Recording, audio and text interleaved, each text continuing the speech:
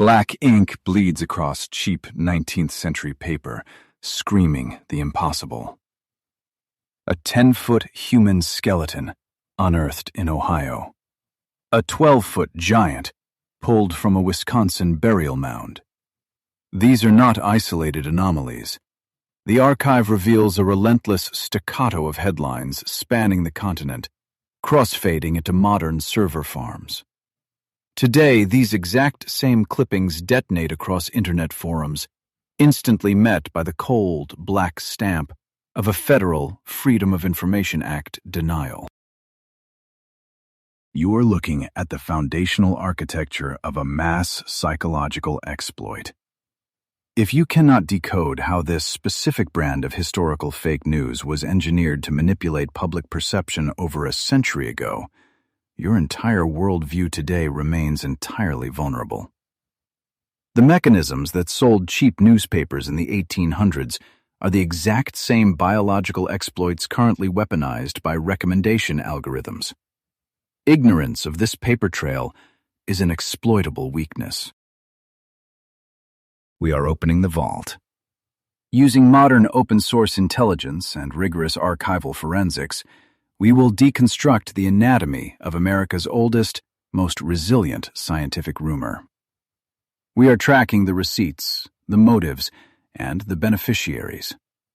The evidence dictates that the true conspiracy was never about hiding the anomalous bones of ancient giants from the public. The real cover-up was far more insidious, heavily documented, and driven by raw, calculated financial incentive.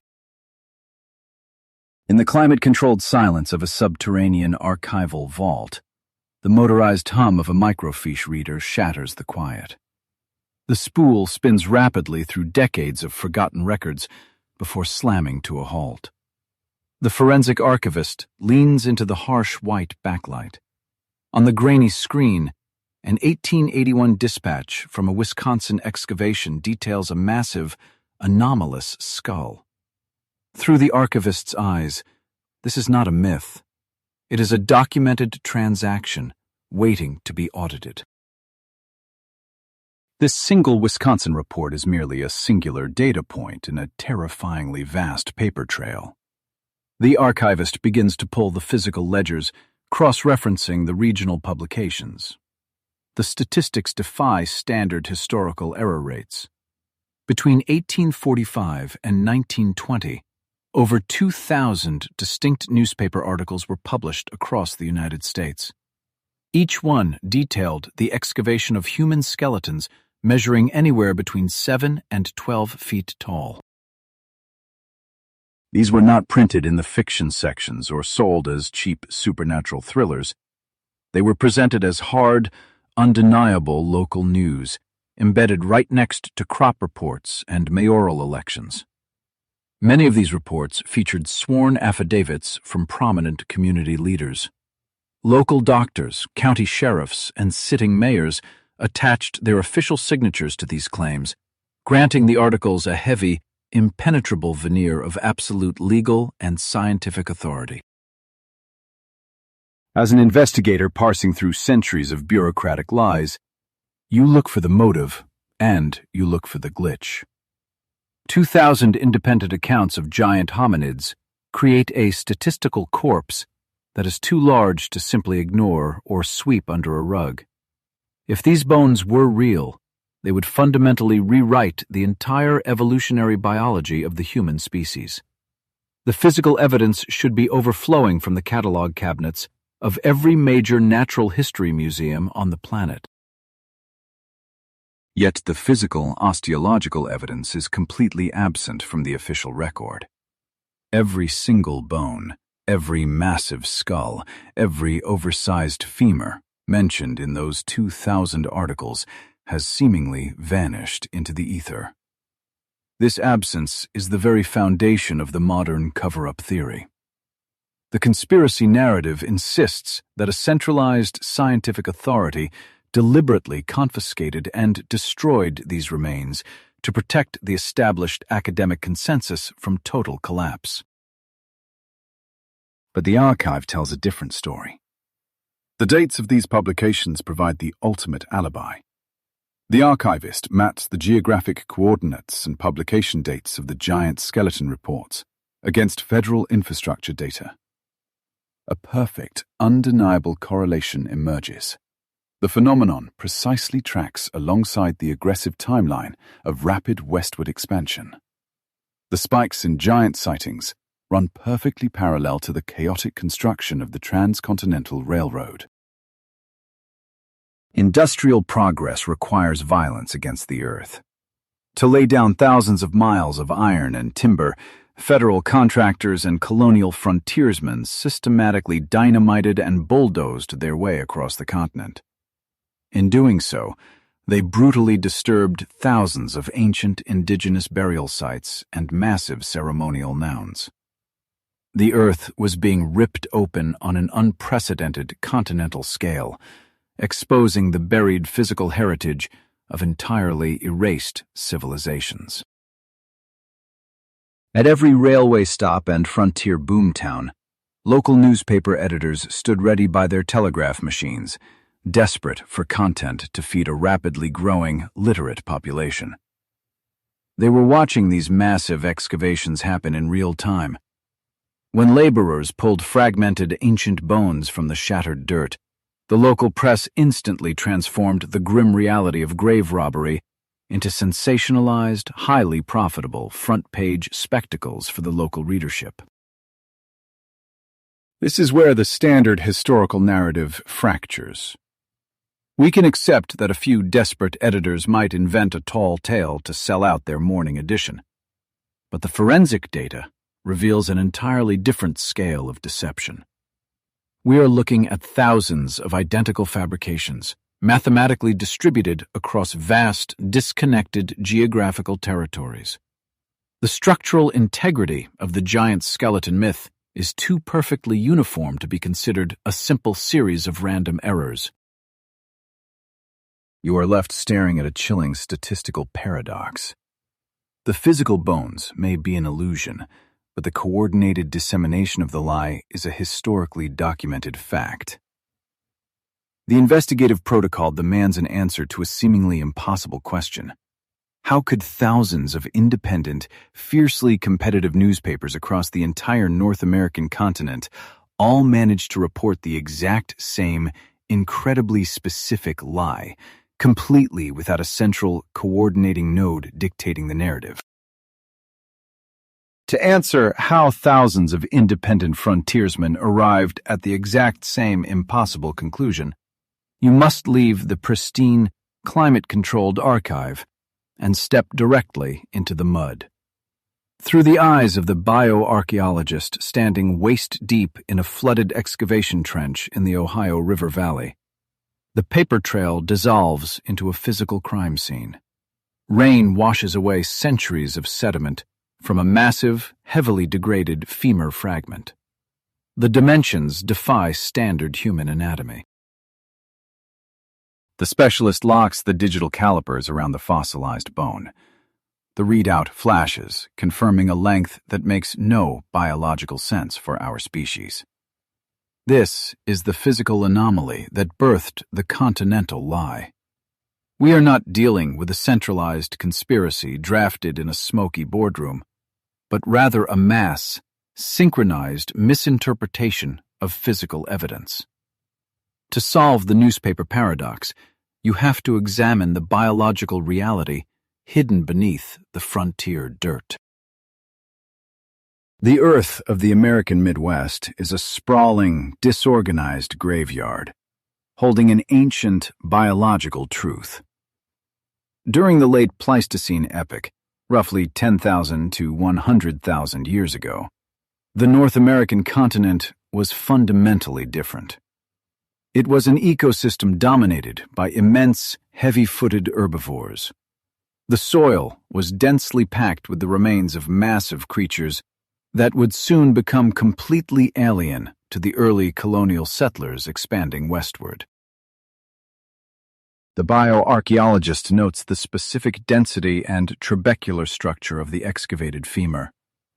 It is undeniably mammalian, but heavily scaled up to support an enormous biological load. We are looking at the remnants of Columbian mammoths, mastodons, and giant ground sloths. The fossilized femurs of these colossal beasts routinely reach 4 to 5 feet in length. To an untrained eye, a solitary mastodon thigh bone stripped of its surrounding skeleton presents a terrifying puzzle. This is where the biological reality violently collides with frontier ignorance.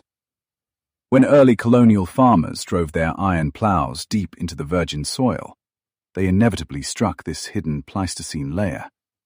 They were pulling up massive, isolated fragments of extinct biology. The investigator must acknowledge the strict limitations of the era. These laborers possessed absolutely no formal training in comparative anatomy or paleontology. They had never seen an elephant, let alone a mastodon. Confronted with an isolated bone that faintly resembled a human femur, but scaled up to nightmarish proportions, the 19th century mind applied the only anatomical blueprint it understood: its own. The bioarchaeologist knows exactly how this structural fraud occurred. The discoverers actively forced these disparate megafauna fragments into an incorrect bipedal articulation. They stacked mastodon limbs vertically, accidentally engineering the architecture of a giant human. The corpse of the investigation is not a human giant, but a brutally misunderstood prehistoric elephant. You are witnessing a synchronized, accidental forgery. Thousands of disconnected farmers across the continent made the exact same anatomical error simultaneously, because they all lacked the exact same biological context. The massive bones provided the raw material, but the human mind provided the blueprint for the monster.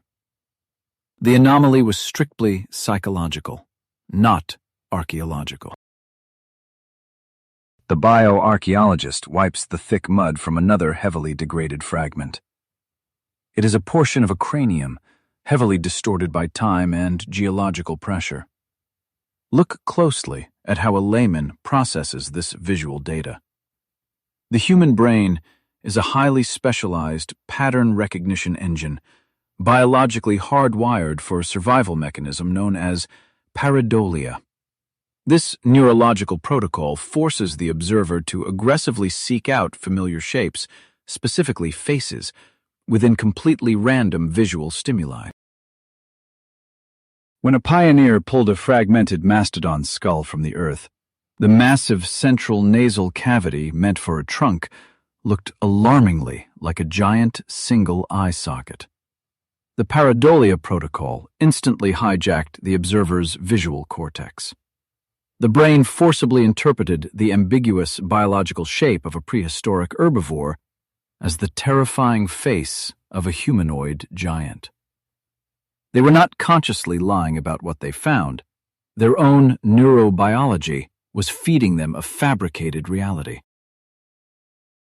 This neurological glitch provides the perfect alibi for the initial discoverers.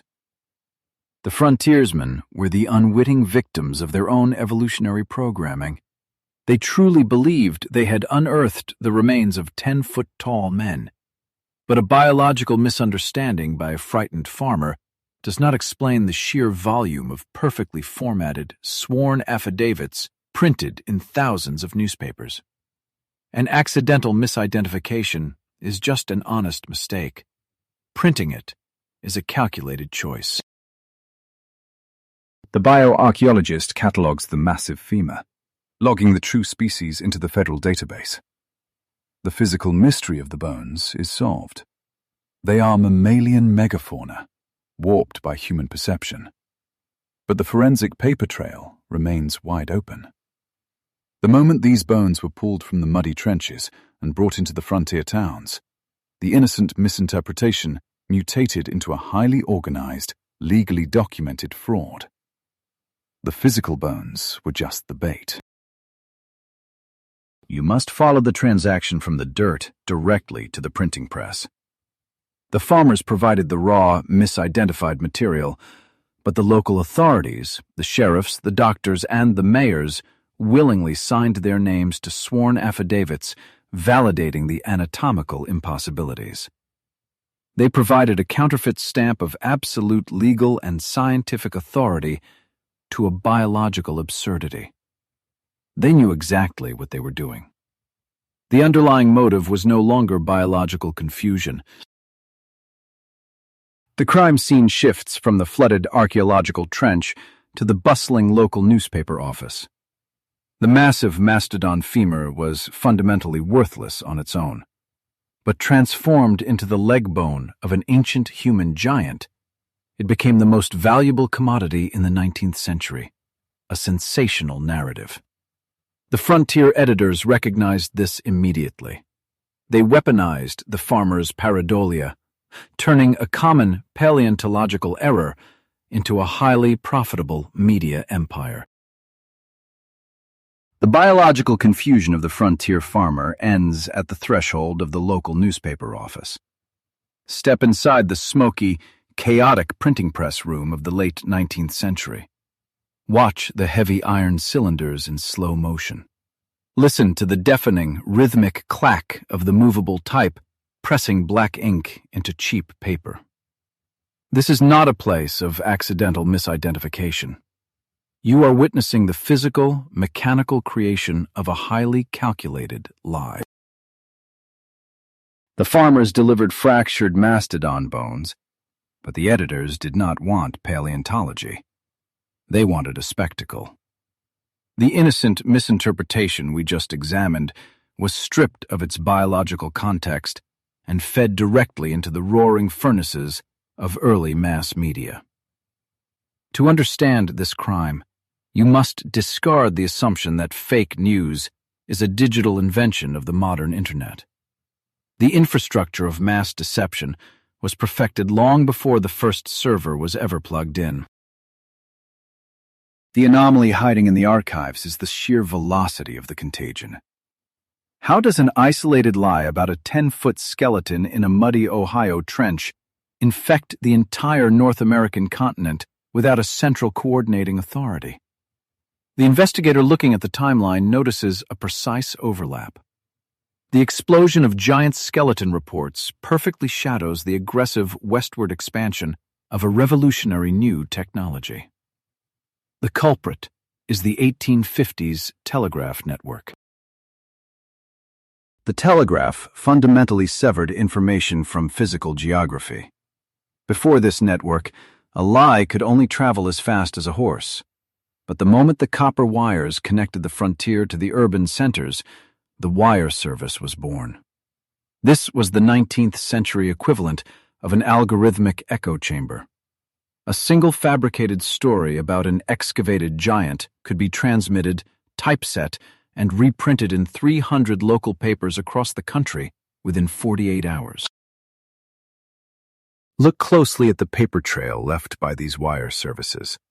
The articles are identical word for word, spreading like a highly optimized virus through a decentralized network. The local sheriffs and mayors who signed those sworn affidavits were not victims of pareidolia. They were complicit nodes in a distribution system. They provided the necessary legal alibi to bypass the public's natural skepticism. You are tracking a meticulously engineered protocol designed to hijack human attention. Every fraud requires a motive, and the motive always leaves a ledger. You follow the money. Why dedicate valuable column inches to biologically impossible claims of ancient titans? I found the answer in the raw financial data of the penny press era. The giant skeleton narrative was not just an entertaining Gothic horror story for the masses. It was a ruthless, highly effective financial instrument utilized to artificially inflate market value. The audit of these frontier publications reveals a staggering economic incentive. Newspaper publishers quickly discovered that broadcasting a local giant discovery spiked their daily circulation by up to 40% overnight. This massive influx of readers was the ultimate objective. The bones were merely the bait to capture the public's gaze. That 40% surge in readership allowed publishers to instantly inflate the rates they charged for classified advertising. You are looking at an early iteration of clickbait economics. The physical existence of the 10-foot skeleton was completely irrelevant to the publisher. The only metric that mattered was the transaction occurring at the newsstand. The editors weaponized the psychological thrill of the unknown, transforming an anonymous farmer's muddy trench into a localized gold rush. They monetized the public's desire for a mythological past, converting raw sensation into cold, hard capital. But this highly profitable ecosystem faced a critical threat: actual scientific scrutiny. The frenzy of the newspaper reports eventually caught the attention of the academic establishment. Look at the train manifests and university logs from the 1870s. Professional anatomists and university scientists began arriving at these rural towns to examine the alleged remains of the ancient titans. The collision between empirical reality and the media narrative was inevitable. The anatomists unpacked their calipers in the town halls and quickly identified the massive femurs and fragmented skulls as the remains of extinct mastodons. The biological truth was explicitly delivered to the local editors. The scientific alibi was shattered. Yet, the archives show a chilling bureaucratic decision. The newspapers actively and systematically refused to print the retractions. The empirical truth was intentionally buried because the truth simply did not generate profit. This is the exact moment the hoax mutated into a deliberate, institutionalized cover-up. The editors made a calculated choice to protect their advertising revenue over their journalistic integrity. A printed retraction would immediately crash the inflated circulation numbers. It would sever the dopamine loop they had so carefully constructed. So the printing presses kept roaring, churning out the myth of the giants, while the scientific reports were quietly locked away in desk drawers. You must understand the gravity of this editorial decision. By suppressing the biological reality, the press essentially terraformed the historical landscape of the American mindset. They constructed a counterfeit reality where giants roamed the earth simply because the lie was more lucrative than a boring paleontological lecture about extinct sloths. The media deliberately hacked the public consciousness, creating a massive blind spot that would persist for over a century. Examine the timeline again.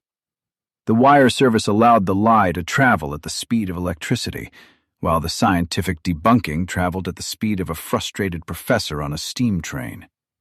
By the time the anatomist arrived to correctly classify the mastodon bone, the false narrative had already been reprinted in 300 different cities. The truth never stood a chance against the sheer logistical superiority of the 19th century yellow journalism machine. The conspiracy theorists claim that the scientific establishment hid the truth to protect their fragile theories. The paper trail proves the exact opposite. The scientific establishment desperately tried to inject empirical data into the public sphere, but the media establishment quarantined them. The journalists were the gatekeepers, and they constructed an impregnable wall of noise to protect their 40% circulation boost. The corpse in this investigation is the truth itself. The chaotic, smoky rooms of the penny press successfully engineered a continental delusion. But local newspapers eventually crumble, and frontier towns fade. To sustain a lie of this magnitude across generations, to permanently rewrite the ancient history of a continent, requires more than just greedy editors. It requires the silent complicity of the highest levels of government. You must leave the noisy printing presses behind and follow the bones into the silent, federal vaults. You leave the deafening roar of the 19th century printing presses behind, stepping into a completely different kind of silence. To track a continental delusion, you must follow the paper trail straight into the cavernous, dimly lit storage warehouses of the Smithsonian Museum Support Center in Maryland. Here, the forensic archivist walks past endless rows of locked, climate-controlled cabinets stretching deep into the darkness, searching for the physical embodiment of bureaucratic silence. The core of the modern conspiracy theory always points right here, to these sealed vaults. The accusation is severe. The scientific establishment actively bought, confiscated, and destroyed the anomalous giant bones to protect their fragile academic paradigms. But an investigator knows a fundamental truth about federal cover-ups. They require massive logistics, approved budgets, and extensive paper trails. A secret of this magnitude leaves receipts, and we are going to audit them. To find the truth, the archivist does not look for hidden bones, but for the flow of federal capital. The ledger opens in the year 1879. The United States Congress officially established the Bureau of American Ethnology, placing it directly under the operational umbrella of the Smithsonian Institution. This was not a passive academic exercise. This was a targeted, well-funded mandate to investigate the origins of the massive Native American mounds scattered across the continent. Congress allocated a highly specific operating budget of $20,000 for this archaeological offensive. In the late 19th century, that was a staggering amount of federal capital, enough to deploy armies of field researchers equipped with the latest surveying technology. The government demanded immediate, definitive answers about who built the great earthen pyramids of the Ohio River Valley. The archivist begins cross-referencing this exact budget against the acquisition logs. Every single transaction executed by those federally funded field teams is permanently recorded in the institutional archives. The investigator drags a finger across the yellowing pages, scanning the columns of acid-free document boxes. We are looking for the smoking gun, the purchase orders for crates containing 10-foot human femurs, or the shipping manifests for massive skulls sent back to Washington on the newly completed rail network. The ledgers hold the DNA of the institution. The results of the exhaustive archival audit are utterly definitive. Examining the unbroken chain of Smithsonian acquisition ledgers from 1880 all the way to 1910, the archivist uncovers a massive statistical void. There are exactly 0 records of purchasing, transporting, or storing anomalous, oversized human skeletons. No classified budgets, no redacted shipping crates, no suppressed scientific reports detailing an extinct race of prehistoric titans. The absence of evidence here is not a cover-up. It is a profound confirmation of the media hoax we tracked earlier. The federal government never bought the giants because the giants never existed outside the ink of the penny press. But as the investigator turns the final page of the ledger, a much darker reality comes into sharp focus. The ledgers are not empty. They are completely filled to the margins, documenting a massive, highly organized logistical operation that actually happened. While the public was entirely distracted by sensational newspaper stories about 12-foot anomalies, the Bureau of American Ethnology was executing a very real, very quiet harvest. The archives document the systematic acquisition of over 4,000 standard-sized indigenous remains. Box after box, cataloged and stacked in the dark. The state funded a relentless extraction operation, stripping the burial mounds of their actual human history, while the nation chased a fabricated myth. This is the exact point where the internet conspiracy theory collapses under the weight of historical evidence. The true cover-up was never about the destruction of a mythical giant race. It was the systematic, highly unethical confiscation of Native American ancestors.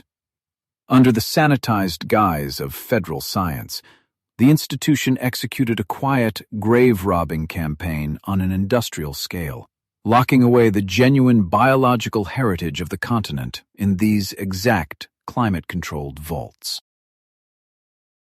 The reality hidden inside these cabinets is infinitely more devastating than any online rumor about suppressed Titan bones. If uncovering this scale of historical manipulation completely shifts your understanding of the past, hit the like button right now. We are actively dissecting the anatomy of a century-old lie, and to ensure you do not miss the final solution to this archaeological mystery, you need to subscribe. The paper trail is leading us toward a terrifying societal motive. You have to ask the ultimate investigative question. Why did a government agency require over 4,000 indigenous skeletons? The archivist closes the heavy ledger, the sound echoing through the cavernous storage center. The acquisition of these remains was not driven by pure, objective curiosity. It was a crucial component of a broader, darker objective. The state needed to control the physical evidence of the past to control the political narrative of the present. The yellow journalism of the printing presses and the silent confiscations within the federal vaults were working in a grim, unintended synergy. The newspapers filled the public consciousness with loud, profitable fictions about extinct white giants, while the government quietly erased the tangible, biological presence of the actual indigenous builders. The hoax provided the perfect cover noise. While everyone looked up at mythical titans, the real history was being dug out from under them. We have successfully found the receipts. We know the exact budget, the exact timeline, and the exact physical toll of the operation. The giant skeleton conspiracy is nothing but a smokescreen, a defensive psychological barrier protecting a much uglier truth. But finding the stolen bones is only half the investigation. To understand the true motive behind this massive federal operation, I need to take you directly to the crime scene. We have to look at the pyramids they left behind. We are looking at the ultimate physical evidence of the crime. On the black monitor, a high-resolution aerial LiDAR scan begins to unfold, stripping away modern highways and dense forests with invisible lasers. What emerges from the digital noise is not a natural landscape, but a massive, geometrically perfect complex of earthen pyramids. This is the political problem the government had to solve. You cannot hide a pyramid in plain sight, but you can change the paperwork regarding who built it. The Bureau of American Ethnology was not funded with $20,000 of federal money out of pure scientific curiosity. They were deployed to answer a specific, highly sensitive geopolitical question. Who owned the undeniable architectural triumph buried under the soil of the New World? This brings us to the core of the mound builder myth. The protocol is simple. If the living indigenous populations did not build these monumental structures, the incoming colonists would not have to feel guilty about taking the land. The true motive behind the giant skeleton hoax was never about discovering a new species. It was about manufacturing a convenient, extinct alibi for territorial conquest. Look at the sheer scale of the data on the screen. The LiDAR scan reveals the footprint of the Cahokia Mounds in Illinois. This was not a primitive settlement. In the year 1250, this advanced urban center housed a densely packed population of over 20,000 people. The telemetry is absolute. At its peak, this indigenous metropolis was significantly larger and more populated than London. The existence of a sophisticated, highly organized civilization with complex urban planning directly contradicted the official narrative of the 19th century. To legally and morally justify the brutal forced displacement policies of the era, the state required a completely different story. You cannot easily displace a population that possesses a demonstrable history of monumental architecture. The political narrative required an immediate, engineered solution. The authorities and the media conspired to invent a lost, highly advanced race of white giants. This fabricated civilization supposedly engineered the Mounds centuries ago, only to be brutally wiped out by the ancestors of the current Native American tribes. It was a masterpiece of Victorian-era psychological projection and theft. By rewriting the physical evidence of the terrain, the architects of this myth flipped the roles of victim and aggressor. The indigenous people were suddenly recast as the original colonizers who destroyed a superior giant race. The massive bones misidentified by local farmers provided the perfect biological props for this incredibly lucrative lie. The hoax provided a moral loophole for expansion. I need you to track the specific function of this disinformation. The giant skeleton hoax was actively utilized as geopolitical propaganda to sever the historical connection between living indigenous tribes and the land they occupied. If the Native Americans were merely squatters on the ruins of a dead giant empire, then removing them to reservations was framed as a continuation of natural law. Follow the paper trail from the printing presses to the federal offices. This was an active campaign of systemic historical erasure. The fake news generated by the penny press created the public mandate, while the government archivists quietly swept the actual, standard-sized indigenous remains into locked vaults. The true builders of the mounds were methodically deleted from the official record. The lasers painting the screen right now do not lie. They map millions of tons of earth, moved by hand, in precise mathematical alignment with lunar and solar cycles.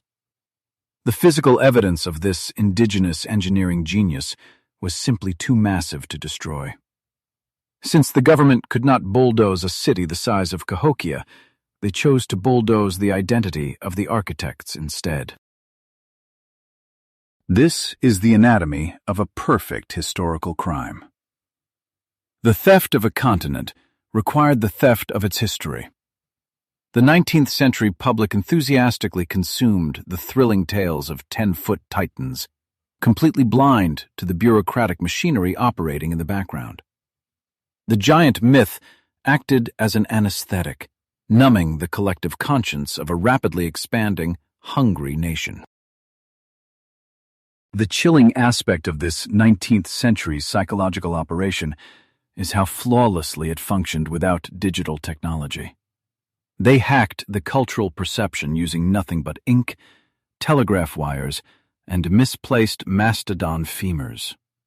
It proves that the human mind has always been vulnerable to a well-structured narrative, especially one that directly validates our own financial or territorial interests.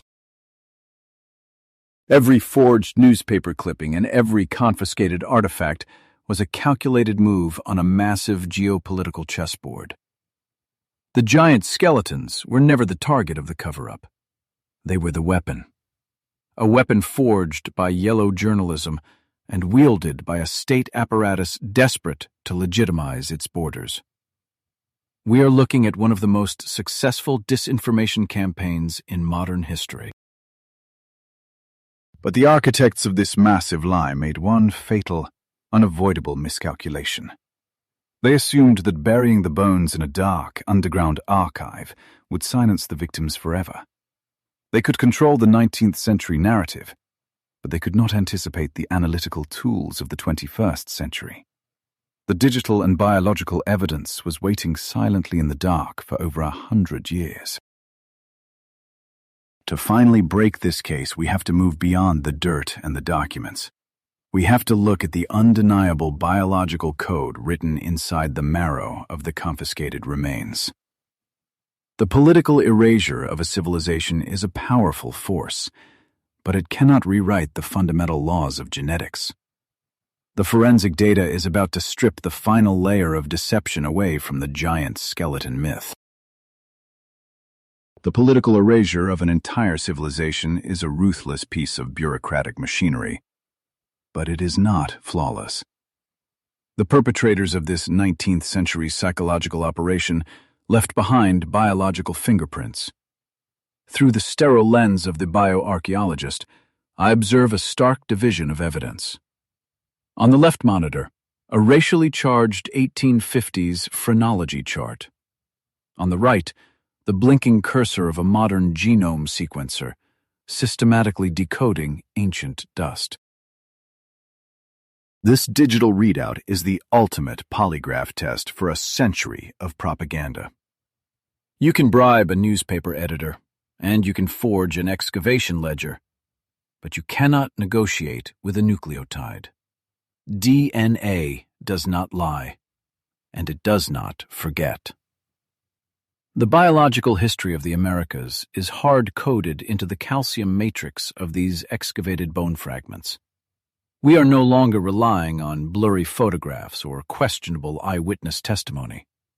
I am reading the exact biological source code. As I watch the bioarchaeologist operate under strict protocol, extracting trace amounts of material from the inner ear bone of a skull recovered from the Hopewell Mounds, the stakes become clear. This is a crime scene contaminated by 100 years of pseudoscience. The centrifuge isolates the microscopic genetic evidence from the surrounding soil. This is cold, precise, forensic paleogenetics, operating far beyond the reach of any 19th century political bias. The sequencer outputs a massive dataset, aligning the ancient genetic markers with modern reference genomes. I'm looking specifically at mitochondrial DNA haplogroups, the maternal lineages preserved inside the cellular mitochondria. The results, extracted directly from the Hopewell and Adena burial sites, provide a definitive mathematical answer. The sequencing confirms a direct, unbroken genetic lineage. There is no anomalous branching in the data. There is absolutely no ghost DNA. This data completely incinerates the mound builder myth. The biological evidence proves that the architects of these massive earthworks share a direct, measurable genetic continuity with modern indigenous populations. You are looking at an unbroken chain of human heritage spanning over 10,000 years. The supposed lost race of white giants never existed outside the ink of sensationalist printing presses. The rightful owners of this legacy were the people standing right next to the mounds. Treat the 19th century giant skeleton narrative as a fabricated alibi. To steal the land, the colonizers had to sever the connection between the ancient monuments and the living tribes. The genome sequencer acts as the forensic witness that destroys that alibi forever. Every nucleotide base pair flashing on the lab monitor is a physical testament to indigenous survival. The genetic paper trail is absolute, leaving zero biological room for an anomalous, towering race of humanoids. But to be a thorough investigator, I must exhaustively dismantle the physical mechanics of the hoax. Let us examine the primary suspect, a bipedal hominid scaling up to 12 feet in height through the unforgiving laws of biomechanics. The biological constraints of the human cardiovascular system make this creature an anatomical impossibility. The human heart is a pump designed for a specific volume and vertical resistance. Scaling a human body to 12 feet triggers a fatal mathematical cascade. The bioarchaeologist calculates the exact pressure required to push blood against gravity to a brain located 12 feet off the ground. Due to the inverse square law of gravity and fluid dynamics, the vascular pressure required would be utterly catastrophic. The arterial walls would rupture under the immense mechanical stress, or the heart would simply fail to generate the necessary torque. A 12-foot bipedal human does not rule the continent. It dies of instant heart failure upon standing. The structural engineering of the skeleton faces the exact same mathematical dead end. The square cube law dictates that as an organism doubles in height, its volume and mass increase by a factor of 8, but the cross-sectional area of its bones only increases by a factor of 4. A 12-foot giant would possess a skeletal frame entirely incapable of supporting its own massive weight. The femurs would shatter under the sheer kinetic load of a simple, everyday walking motion. This structural reality explains the physical evidence I analyzed in the earlier excavation trenches. The only biological framework capable of supporting that immense terrestrial weight belongs to a quadruped. This is precisely why the massive, isolated femurs unearthed by 19th century farmers belonged to mastodons and ground sloths. Those creatures possessed the heavily reinforced, horizontal architecture required to survive gravity. A bipedal giant is just a biological fantasy. I am officially closing the forensic file on the biological giant. The genetic sequencing proves the unbroken 10,000-year lineage of the indigenous mound builders, while basic cardiovascular physics proves the impossibility of the 12-foot suspects. You have cornered the lie using absolute biological constraints. The physical evidence completely exonerates the scientific establishment of a bone cover-up.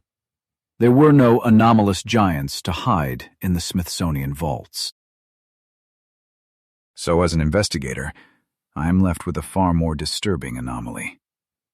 If the physical entity is a biological impossibility and the genetic record is definitively solved, why does this case remain open in the public consciousness? A conventional lie usually degrades over time, especially when confronted with overwhelming hard empirical data. Yet the myth of the suppressed giant skeletons has not decayed.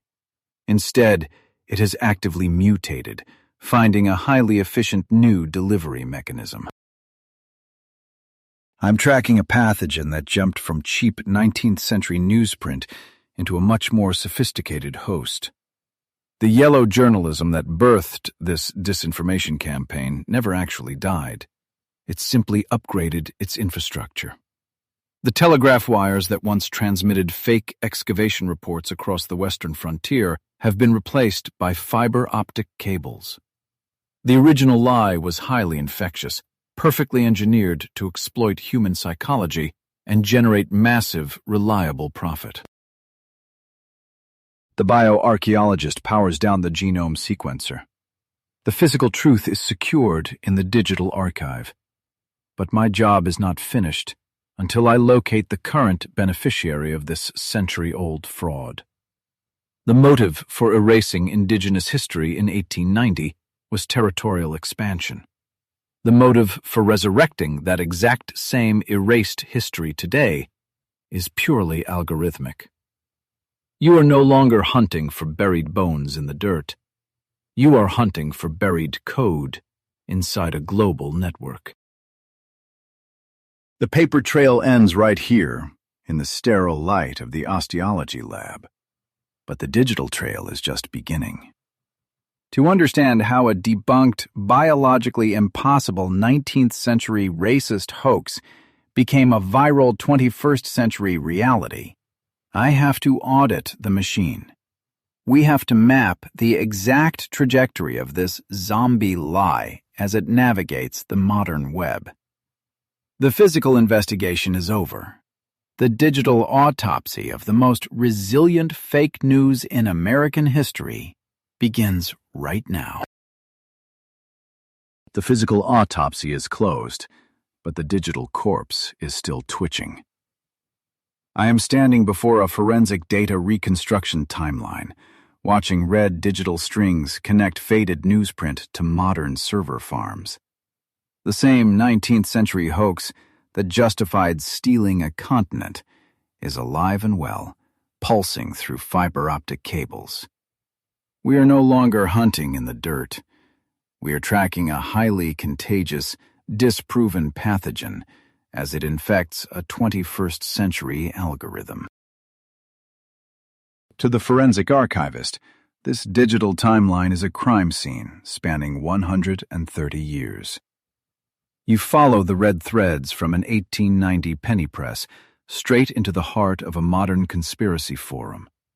The anomaly here is the survival rate. A biological organism degrades, but a well-engineered lie is immortal. We are looking at the anatomy of a zombie narrative, a piece of fake news that simply refuses to stay buried because it remains highly profitable. The paradox is staring you right in the face. How does a thoroughly debunked, physically impossible anatomical hoax survive the greatest era of information access in human history? You would think that a global network of open-source intelligence could eradicate a lie born before the invention of the automobile. Instead, the exact opposite has happened. The modern web has not destroyed the myth of the Smithsonian cover-up. It has weaponized it on an industrial scale. The archivist filters the global data stream, isolating the most viral nodes of the conspiracy. Open-source intelligence analysis of modern social media networks provides a devastating alibi for the truth. When you strip away the frantic commentary and isolate the visual evidence, the protocol reveals that over 70% of the viral posts detailing the giant skeleton cover-up rely entirely on digitally altered photographs. The evidence is fabricated in plain sight. You cannot just claim a photo is fake. You have to prove the exact moment of manipulation. The investigator runs a reverse image search on the primary piece of evidence, cross-referencing pixel degradation and compression artifacts. We are looking for the point of origin, the specific server where a mundane archaeological dig was injected with an oversized human skull. The digital paper trail is absolute, and it leads directly away from any legitimate scientific excavation. The red thread terminates not in an 1800s trench, but in an early internet database.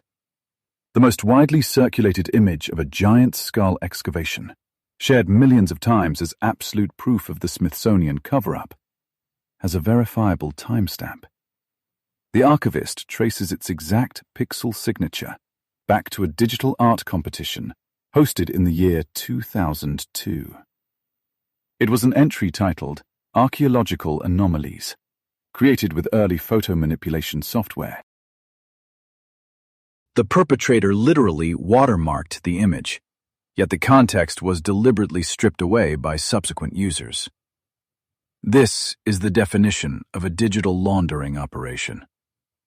A piece of speculative fiction was ripped from an art server, rebranded as classified whistleblower evidence, and injected into the social media ecosystem.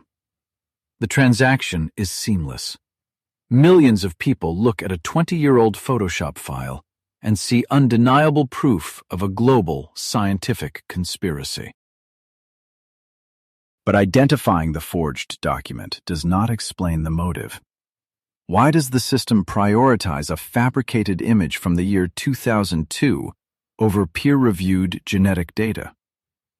The investigator must look beyond the user and examine the architecture of the platform itself. The suspect is not the person sharing the image. The suspect is the code governing their feed. The network is not broken. It is functioning exactly as it was designed to function. To the algorithm, truth is an irrelevant metric. Recommendation engines prioritize engagement over accuracy, measuring success entirely by user retention. The system quickly learns that quiet, methodical genetic sequencing does not keep you scrolling.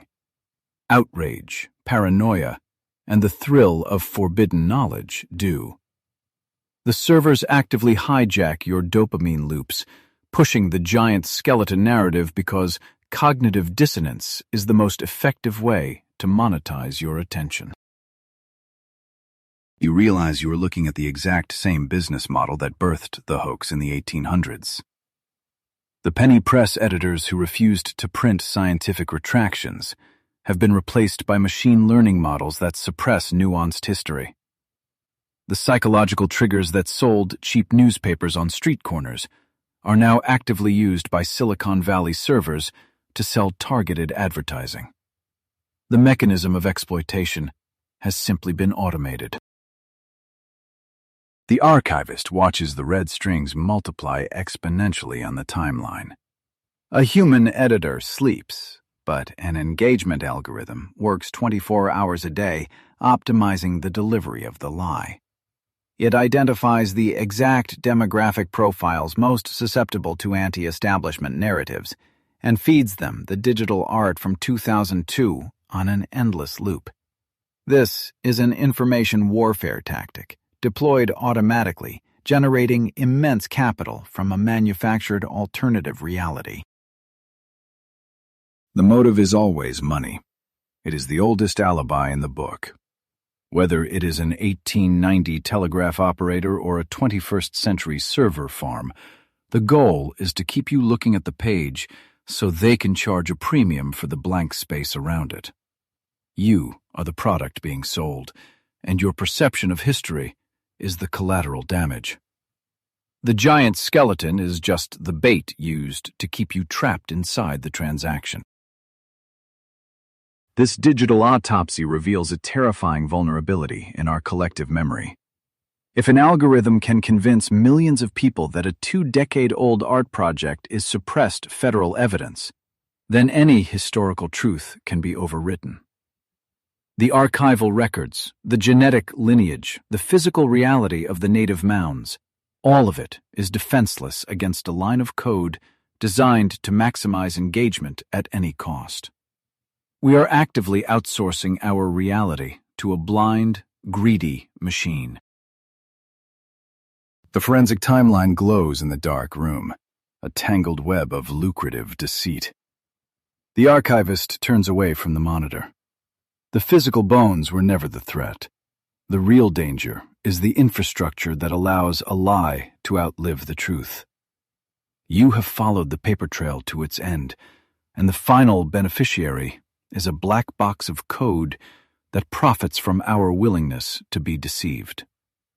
The case of the giant skeletons is closed, but the machine that built them is just getting started. We have solved the anatomical impossibility, traced the 19th century political motive, and deconstructed the digital laundering of the evidence. There is no conspiracy hiding inside the Smithsonian vaults. The true cover-up happened in broad daylight, driven by prejudice and perfected by technology. Now, I must step back from the data and look at the continent as a whole, to finally confront the sheer scale of the history we allowed ourselves to erase. I step back from the digital forensic timeline and look at the continent. From the stratosphere, the United States Capitol building shrinks into insignificance, and the true scale of the crime scene reveals itself. Across millions of square miles of the North American twilight, the scars of the ancient earthworks glow softly. We spent a century looking for anomalies in the dirt, completely missing the architectural masterpieces hiding in plain sight. The verdict is uncompromising. For over 150 years, we prosecuted the wrong suspect.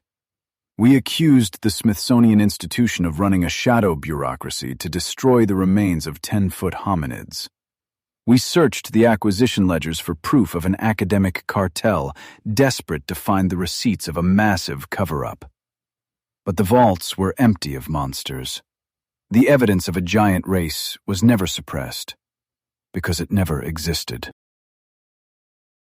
The true crime was committed in broad daylight, and the motive was purely economic.